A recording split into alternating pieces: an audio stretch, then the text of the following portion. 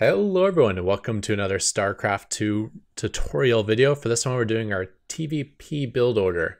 It's been a little while since we did our TvT and TvZ.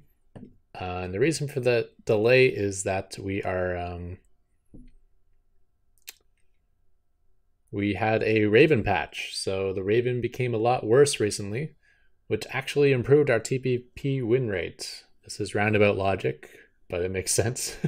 See, the thing was, Ravens were terrible versus Protoss. So when I went Mass Raven versus Protoss, I would lose a lot. But now they've made Ravens so terrible that I have no choice but to try a different unit, which in turn has increased my win rate.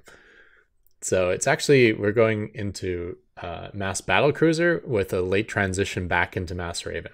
So it's still a very endgame focused, super tech heavy Sky army. So it's still Ketrock style, but yeah, things are slightly different now. So we're going to hop into a couple of replays and go over the build orders and talk about what we're trying to accomplish.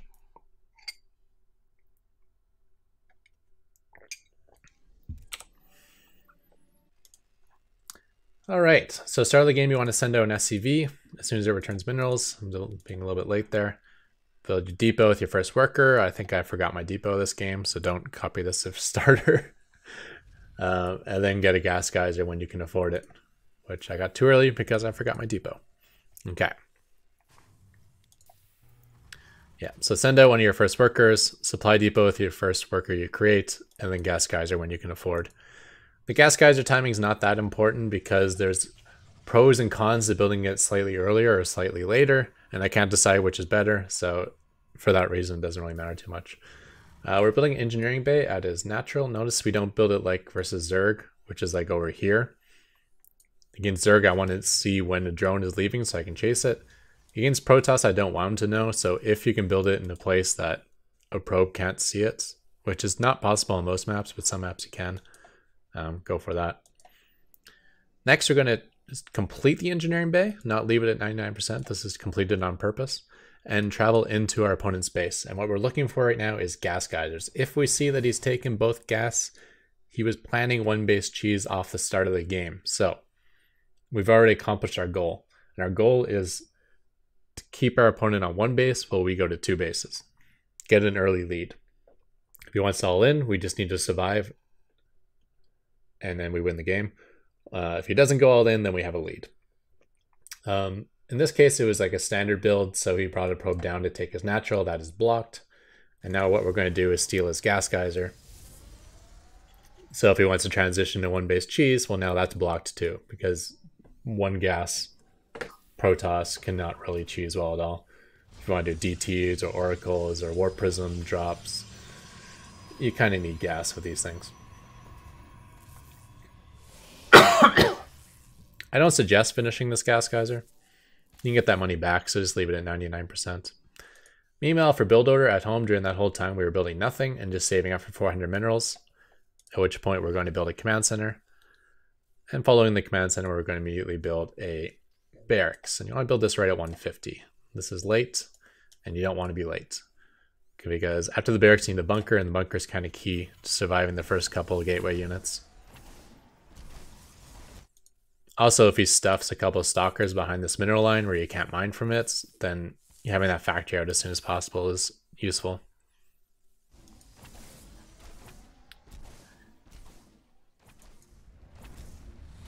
So I'm actually bringing my worker back.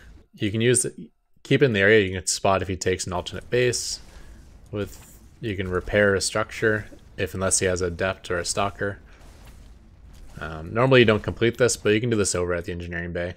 If he brings like a probe and a zealot down here to attack, you can just repair this. Or if he tries to kill your worker, you can just run the worker away so he's not attacking it. Just helps buy you time. Typically this would be dying about now. So if you did want missile turrets, now is the time to build it. I would suggest one missile turret right here, because that'll protect your ramp and your natural against DTs and give you somewhere to flee to if an oracle comes. So it's not bad. An alternate, you can also consider building a missile turret here and putting it to like 99% and leaving it there. That way if an oracle arrives, you can complete it. If an oracle doesn't arrive, you can cancel it. because we're not going to have an engineering bay for much longer in a typical matchup.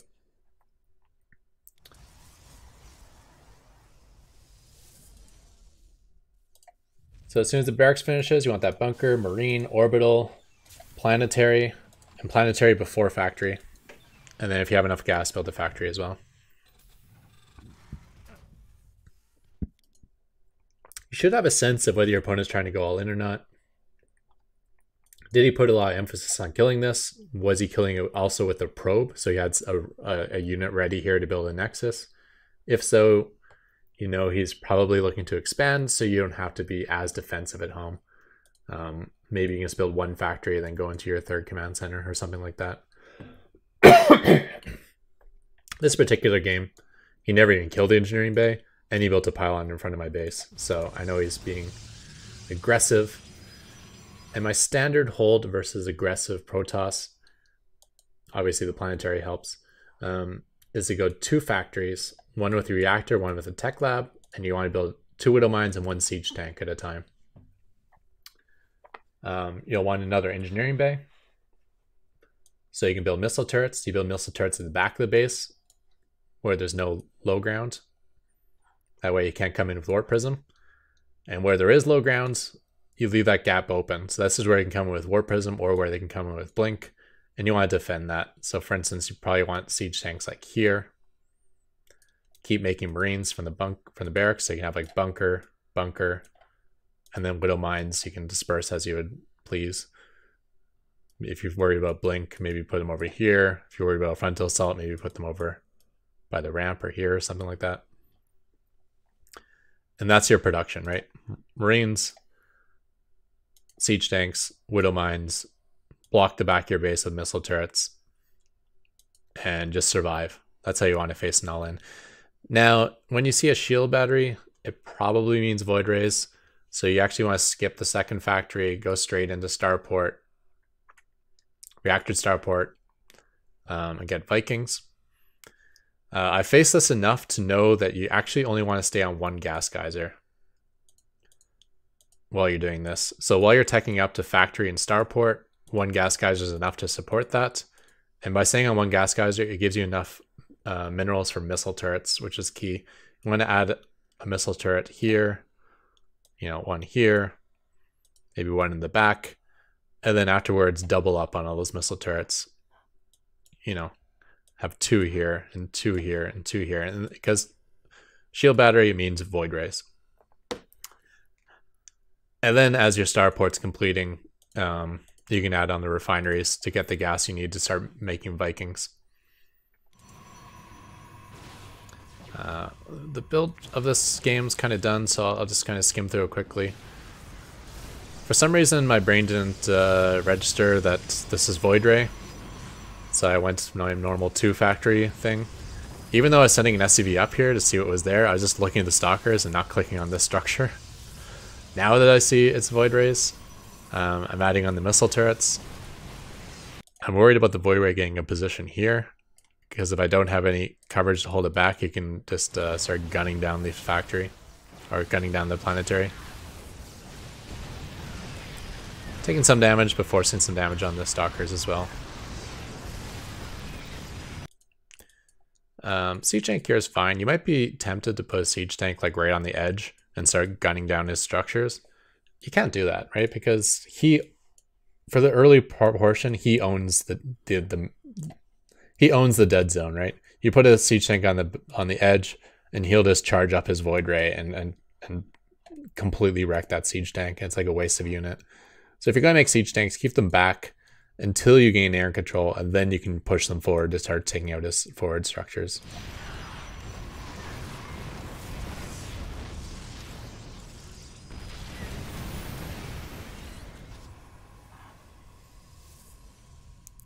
This game, he was really sloppy with his unit control. I was sloppy with my macro. Neither of us deserved to win. But whatever. You want at least 1 SCV at this ramp. This ramp, if he ever kills this bunker, oftentimes you lose the game, because then you can never reestablish it. He'll gain control there with his void rays, which means he also has a path into your base now with gateway units, and things can really get out of hand. So you want at least 1 missile turret, probably 2, at least 1 SCV, probably more. It all depends on how many Void Rays you see. If he's losing his Void Rays, you don't have to worry as much. But oftentimes he might try to get to a critical mass, and you want to prevent that.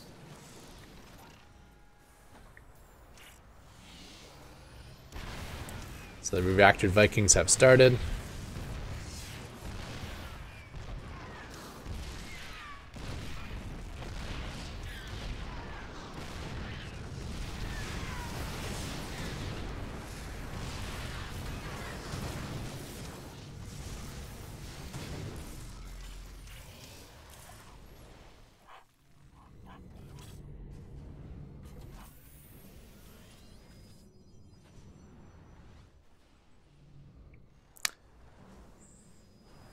Yeah, so basically the missile turrets and to a lesser extent the Widow Mines are what establish locking him down.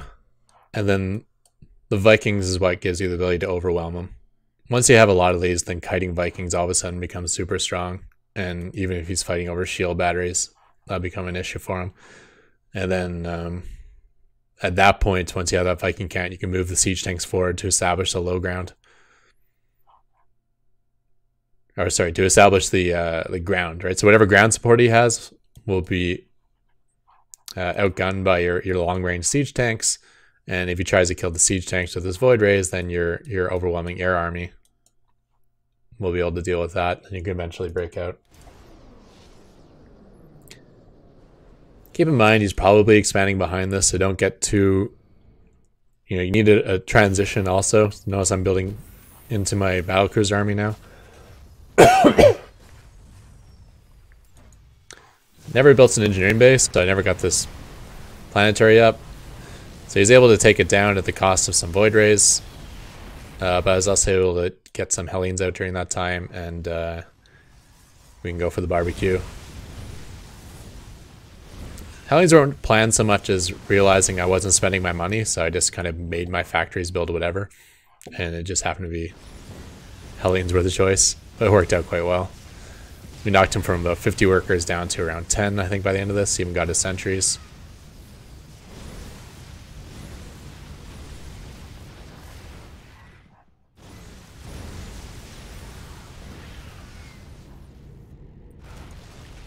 And we're breaking out during that time.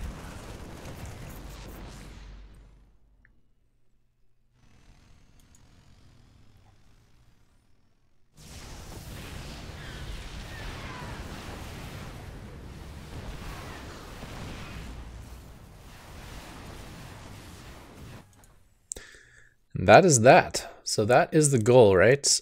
You Inch Bay block him to keep him on one base. You steal his gas if you can to make that one base weaker.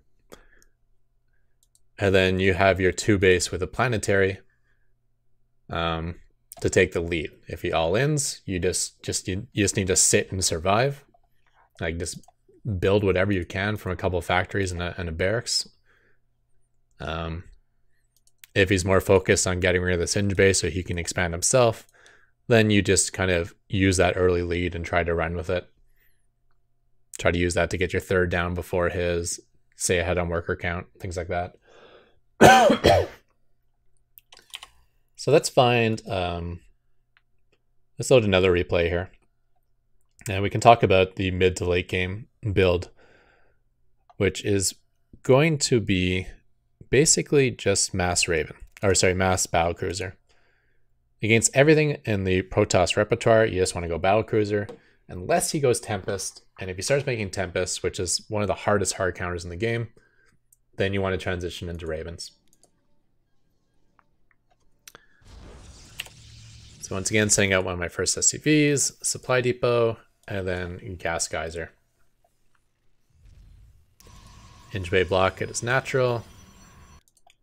On a map like this, when he comes on the ramp, he's going to see this no matter what. I can't really hide it, so may as well just put it in the middle. On some maps, if you put the Inch Bay back far enough, then his natural path to leave with a probe won't actually see the Inch Bay. Come into his base, look for the Gas Geyser. If it's already taken, if he's already mining from it, then he was planting cheese. But normally, he's sending a probe down now to expand. And he has a Gas Geyser available, which we'll steal. He did have a second gateway on the way, which was kind of interesting. He made a depths this game out of it. I'm not sure if that's what it always means or not. If you go second gateway before Cybercore. Meanwhile, at home, we build a command center, followed by a barracks, and leave a gap for a bunker to finish the wall. Canceling the refinery when we can. Our SCV should be hanging out wherever we think his third could be.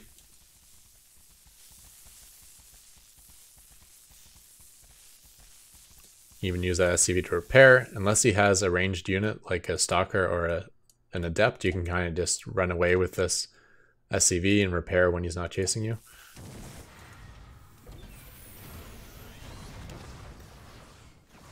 It's important to get this barracks down right at 150 because gateway units will arrive before this bunker is done, which means you have to pull extra workers to finish off this bunker.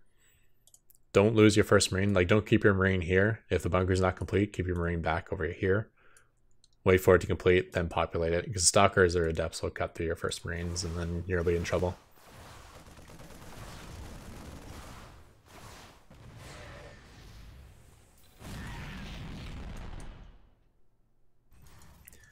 So in this game, I did start my third. Planetary helps defend the ramp a lot more on this map, so frontal assault's less scary, and it just kind of felt like he wanted to expand. He pulled a whole bunch of workers to the low ground, which cuts into his economy. I don't think he would ever do that if he was going all in. I think he really wanted to take the Inch Bay down to expand quickly. So I got my third command center quick.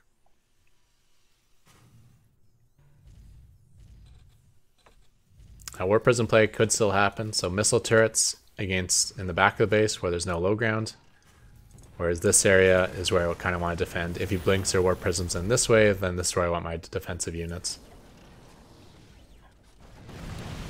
But since I went for a fast third, we're going to try to establish that. High ground siege tank gives pretty good coverage. You can see helps versus all zealots, and if you're repairing it in the back, it's hard for him to kill his workers without getting in range of the siege tank. Now, I think I picked this game because a lot of things went very poorly for me. One is he went super greedy, took his own third quickly. So economy, we're actually pretty close to even, and I want to be ahead with this build. And the other thing is once I get Battlecruiser, you want to get some chip damage done with your BCs and abuse their ability of Yamato and teleport. And that went really badly for me this game.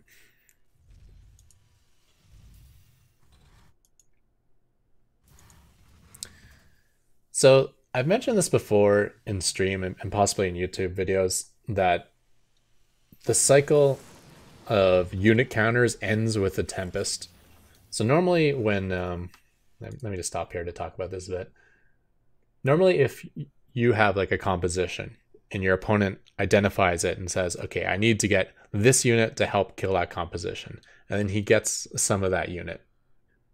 And then you see how muted unit is like mutas, and you're like, okay, if I'm going bio tank and he gets mutas, then I gotta add in a couple Thors because Thors are good at killing mutas, and then if you get Thors, he needs to add in blah blah blah.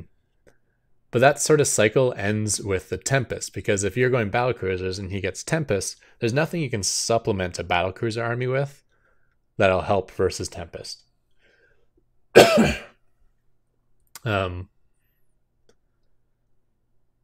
But with that said, Tempests aren't that good versus like anything except for Massive Air. So they're amazing against Battlecruiser, but not that great versus anything else. I mean, obviously if they're protected, they can abuse their range, which is great. But if they're not protected, then even Ravens do quite well against them. They can't kill Ravens quickly, and the Ravens can kind of are faster than them, so you can just kind of charge in and throw down auto turrets. So what you do is when you go Battlecruiser and he switches to Tempest, since you can't supplement the BC army, you just never engage the Tempest. You use your BCs to always be base trading with as you're transitioning into Ravens, and then eventually your army will become more Ravens than Battlecruisers, and then the Ravens can kill the Tempest. You can even use the Ravens to to do harass with.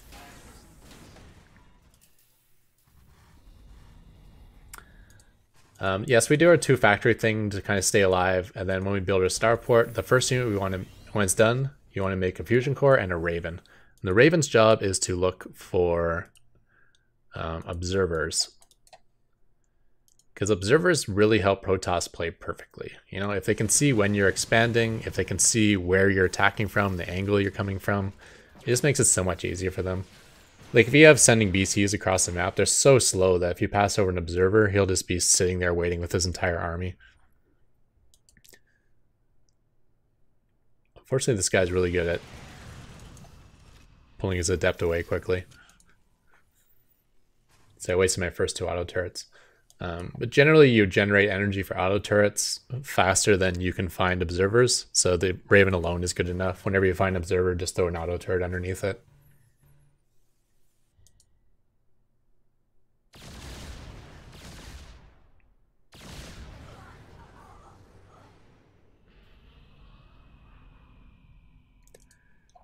So when our Battlecruiser is complete, we want to send him across the map and ideally attack somewhere where he doesn't have an army so we can get some kills. And then when his army arrives, we want to immediately Yamato and then blink away. And you can see how poorly that went there. We actually lost a Battlecruiser before we could blink. And it kind of went that way this entire game, and that's why I specifically chose this video. Because sometimes things just go well, you have a good economic lead, and then you start chipping away at him with BCs, and then you win just because of that lead. I want to show you can actually win against an army that kills yours when you're behind. So I still make Battlecruisers for quite a while because, yeah, I saw 1 Tempest, but I also saw a whole bunch of carriers. And I'm not quite sure what I'm up against. If you see mass Tempest, you know just to switch to Ravens. Or if you see mass carriers, you know just to stick on Battlecruiser. But here it's a little more difficult. Yeah, and another really bad trade there. I think we even lost a Wandering BC as well. And he's coming over and he's going to kill this base.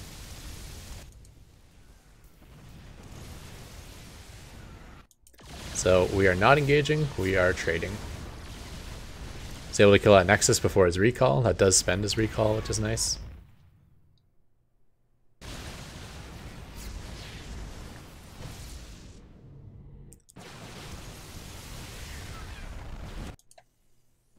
Every time we blink home, we want to repair, send out again, and hopefully by the time they get out, their teleport is available once more. I think focusing down the Nexus is better than killing probes. Because if we want to kill probes, BCs, they can't really stutter fire, which is annoying, so you kind of have to float the BCs over here, then start attacking. That way they'll be able to auto-attack all the probes. So you're kind of taking longer to start the attack, and you're exposing your BCs for a little bit more. Where if you just attack the Nexus from range, just things just happen faster. And at this point in the game, if you kill a bunch of probes and he has 5 Nexus, he can remake those probes really quickly. So you're really just killing 50 minerals. You're not really hampering his economy. Where killing Nexus really does hamper his economy, because if he has nowhere to put his probes but distance mine, then his economy is less.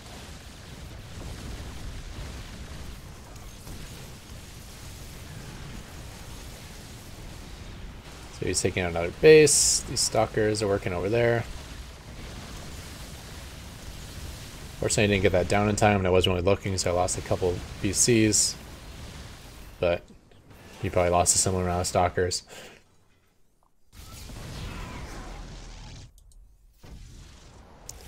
I think at this point I realized that his Tempests are growing and his carrier count is not, so it's time to switch to Ravens, which is what's happening now. When you switch to Ravens,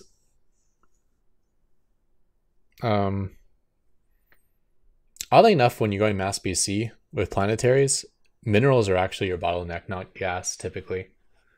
Not so much this game, probably because I was losing so many bases and workers. But sometimes you have a gas bank, so transitioning to Ravens is actually really nice. In fact, maybe I did have a gas bank, because I just... What is this? 12 Ravens I just queued up. So that was another second ago. I had another 2,400 gas.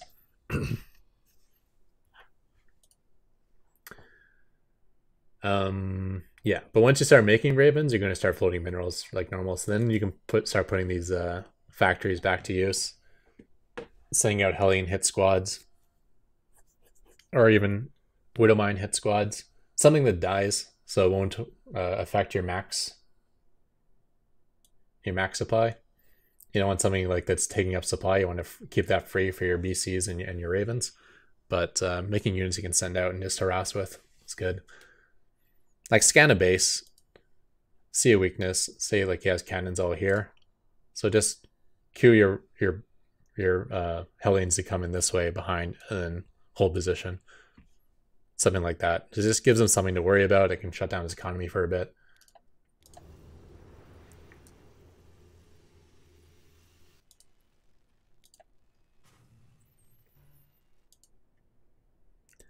Again, just moving out looking for damage. If I engage this straight up, I get absolutely obliterated. Tempest do bonus damage to massive units. So he's doing almost double damage, 62 damage per shot. And with such a high damage per shot, that means the armor of the BC, which is like the one thing the BC has going for it, doesn't matter anymore. Because high armor is good against like Marines that do like 7 damage per shot. It's not good against something that does an incredibly high damage per shot.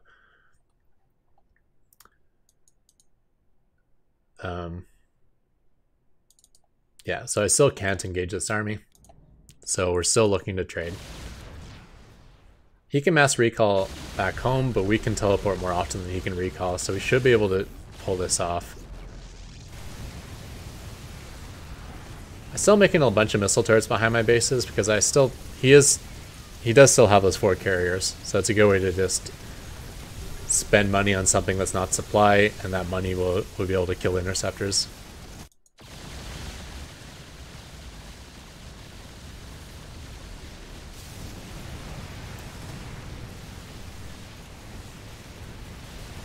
Continuing to trade.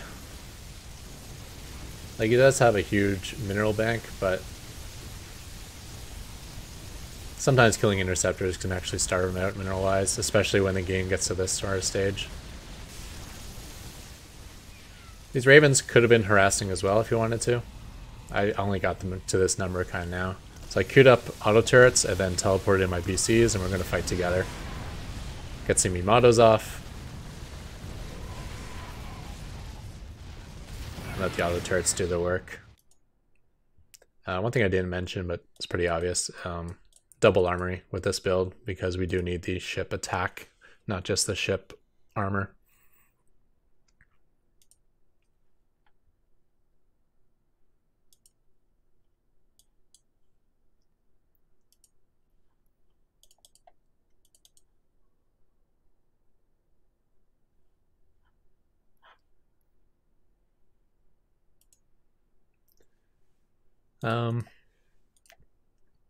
Sorry, I feel a sneeze coming. Fleet Beacon. If you ever get into his main, it's a good target as well. Nexus and Fleet Beacon. That's what I'm looking for.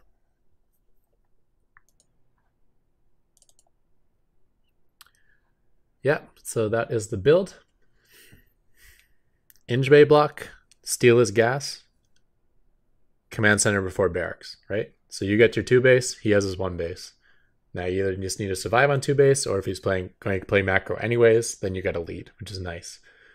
Later in the game, Battlecruiser harass, try to attack somewhere where his army isn't. When his army arrives, Yamato and teleport. Or if you think you can, maybe spend all your Matos trying to kill a Nexus before his army arrives, and then kill a Nexus and teleport away. And just continually make Battlecruisers with upgrades. And Mass BC army should be able to kill just about any Protoss army.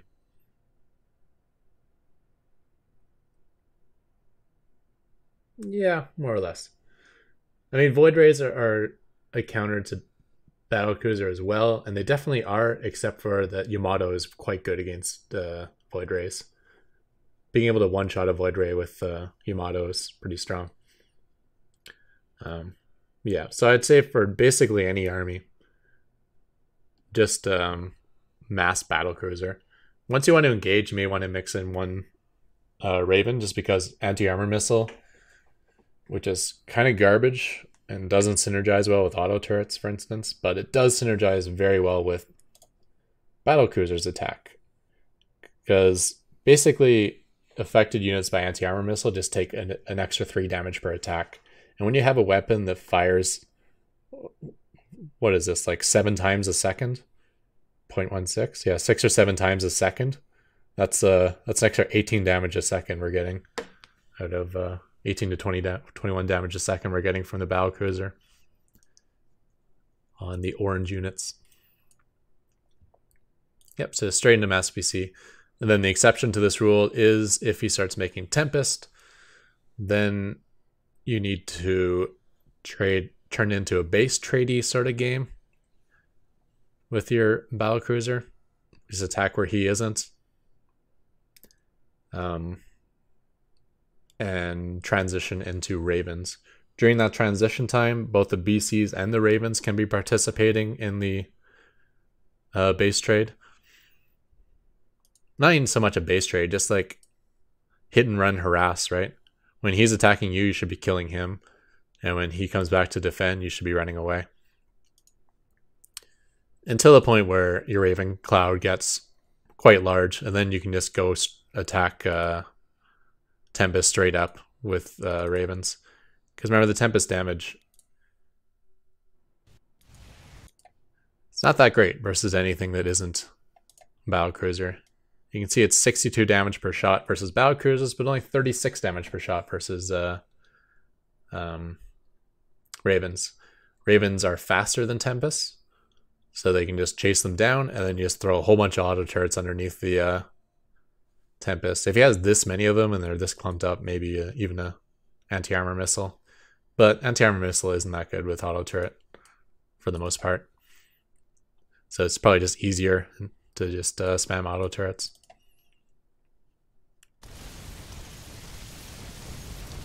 If you still have BCs alive, you can even do the combo attack like what we did here. So if you go to my vision,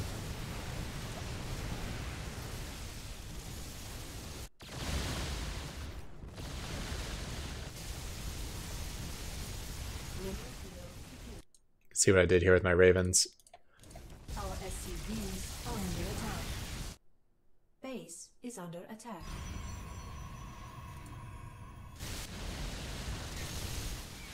So I take my Ravens. I create a delay, so I move them over here and then back. And then during that delay, I warp in my Battlecruiser. Ideally I wanted this all hitting at the same time. I didn't quite time it right, but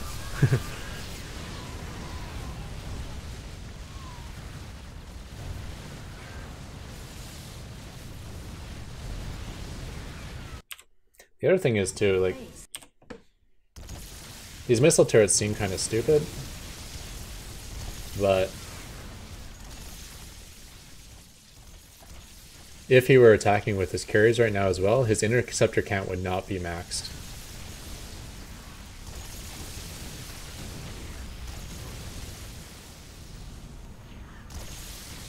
And his carriers, like if he has 6 carriers and they have all half interceptors, it's kind of like he only has 3 carriers.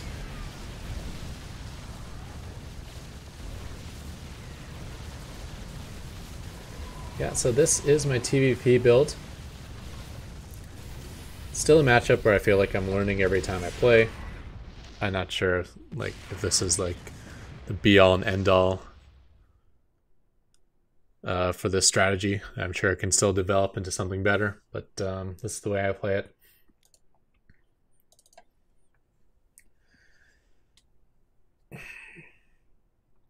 Endgame has always been nearly impossible versus Protoss, and with the Raven losing the Seeker missile, it's become much harder. But the Battlecruiser is still strong. As long as you can keep Tempest from shooting Battlecruisers, then Battlecruiser is a strong endgame.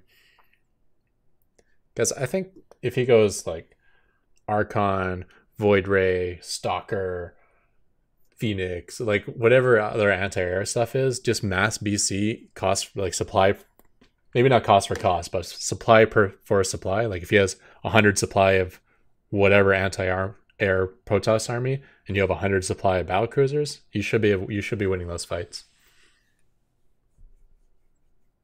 You won't get crazy units lost tabs, but you'll be winning those fights slightly at least.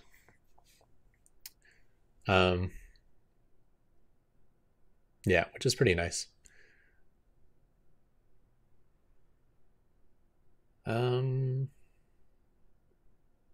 you max out, like you're never going to be able to afford a lot of production from Battlecruisers. You kind of want to start with like 2, maybe 3 starports at the start, and then you can add in maybe a 4th or a 5th.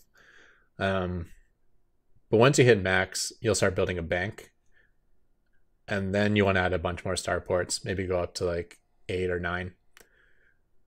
And even though you'll never have the income to be able to afford 9 BCs at a time, if you have a bank, then you don't need the income, right? So you have a fight, maybe things go poorly, maybe they don't, but you lose a bunch of BCs in that fight, and you want to be able to replenish them quickly. And since BCs take forever to build, 64 seconds, it's nice to be able to start up like 8 at once.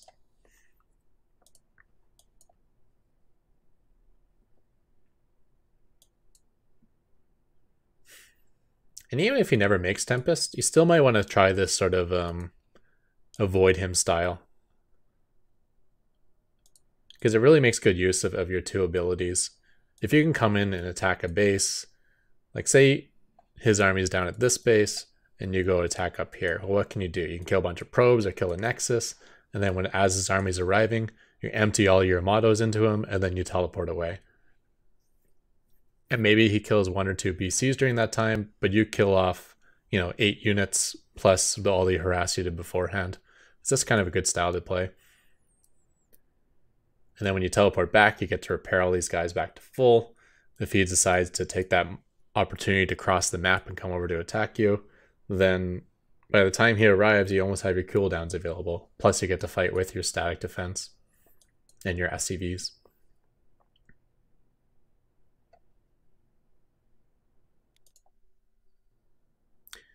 If you want to engage him straight up, you may want to consider, I don't know why I'm saying this because I've never tried it myself, but like we have the production to make Battlecruisers. We also have a lot of production to make one other unit, and that other unit is SCVs. So if you're like engaging him straight up, you may want to consider just using a whole ton of SCVs, right? Like we got a whole bunch of SCVs on minerals here. We grab all of them and we bring them with the army. And even though we don't want to throw away our income at this point, like these aren't extra SCVs we want to get rid of, it's fine because we can reproduce them. Think of them like an army unit. We got all these command centers to reproduce. So you fight with all your BCs. Like I have 107 SCVs, right? So that means I only have 93 supply for army. But if I use the SCVs as army, then maybe my army is actually 120 supply. 107 is too many, by the way.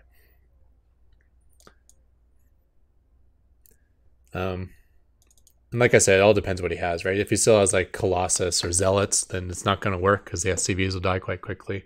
But if all of his things are stuff that can shoot Battlecruisers, which could be the case, like if he's just straight Stalker, Void Ray, Archon or something like that, then or even with Tempest, if for some reason you want to fight Tempest straight up, then SCVs can come in quite handy. And there's no better unit to repair than a Battlecruiser, just because every hit point you repair has 6 armor on it. So it's a very valuable hit point. Anyways, with that, we'll call it the end of this video. This is my TvP tutorial. Trying to play Endgame with a focus on Battlecruiser and sometimes Raven. And with that, I'm out of here. Goodbye.